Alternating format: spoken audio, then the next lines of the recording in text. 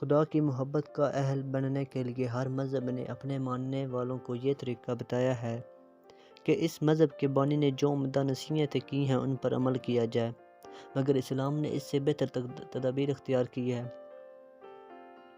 اس نے سب کے سامنے اپنے پیغمبر صلی اللہ علیہ وآلہ وسلم کا عملی مجسمہ رکھ دیا ہے اور اس کی اطاعت کو خدا کے پیار کا حقدار بننے کا ذریعہ بتایا ہے۔ اسلام میں کتاب اور سنت دو ایسی چیزیں ہیں کہ جن کی اطاعت کر کے انسان دنیاوی کامیابی اور روحانی تکمیل کر سکتا ہے۔ یہ دنیا ایک دوسرے کے ساتھ تعاون اور مختلف پیشوں اور کاموں کی بنیاد پر رواں دواں ہے۔ اس میں حاکم، محکوم، بادشاہ، عوام، قاضی، جج، امام و پیشوا، تاجر اور سوداگر سبھی شامل ہیں۔ نبی کریم صلی اللہ علیہ وآلہ وسلم کی ذات بابرکات دنیا کے تمام طبقات کے لیے بہترین رہنمائی عطا کرتی ہے اور زندگی کے ہر قدم پر صراط مستقیم دکھاتی ہے۔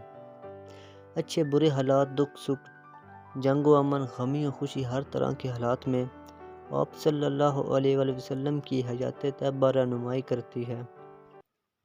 اعمال چاہے جسمانی ہوں یا روحانی، آپ صلی اللہ علیہ وآلہ وسلم کی زندگی ہی رہبر ہے۔ بہادری، صبر، شکر، حوصلہ مندی، اصرار، قناعت، بے نیازی، سخاوت، غربت، مختصر یہ کہ تمام اخلاقی امور کے لیے جن سے انسان کو واسطہ پڑتا ہے کے لیے آپ صلی اللہ علیہ وآلہ وسلم کی زندگی کامل ترین نمونہ ہے۔ آپ صلی اللہ علیہ وآلہ وسلم کی شخصیت جامع و اکمل ہے اور تمام اقسام کے صحیح جذبات اور کامل اخلاق کا مجموعہ ہے۔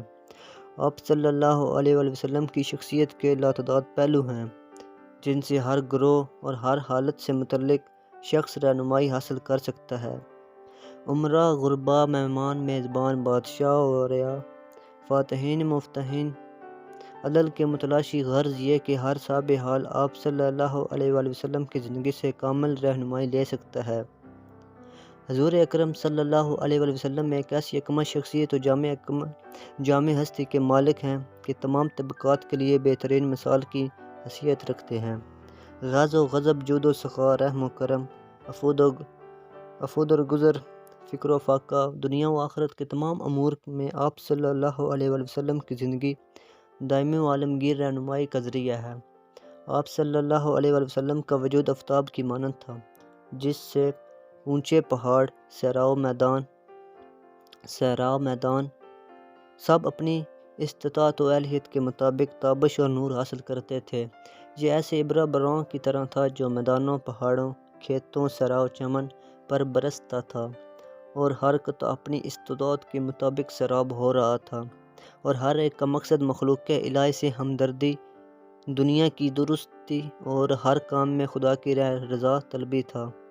یہ دنیا انسانی مزاجوں اور انسانی صلاحیتوں کے اختلاف کا نام ہے، تو یہ یقینی امر ہے کہ حضور صلی اللہ علیہ وآلہ وسلم کی کامل شخصیت کے سوا کوئی دائمی اور عالمگیر رہنما نہیں ہو سکتا۔ اس لیے قرآن نے یہ اعلان فرمایا ہے کہ اگر تمہیں خدا کی محبت کا دعویٰ ہے تو آؤ میری پیروی کرو، اللہ بھی تم سے محبت کرے گا۔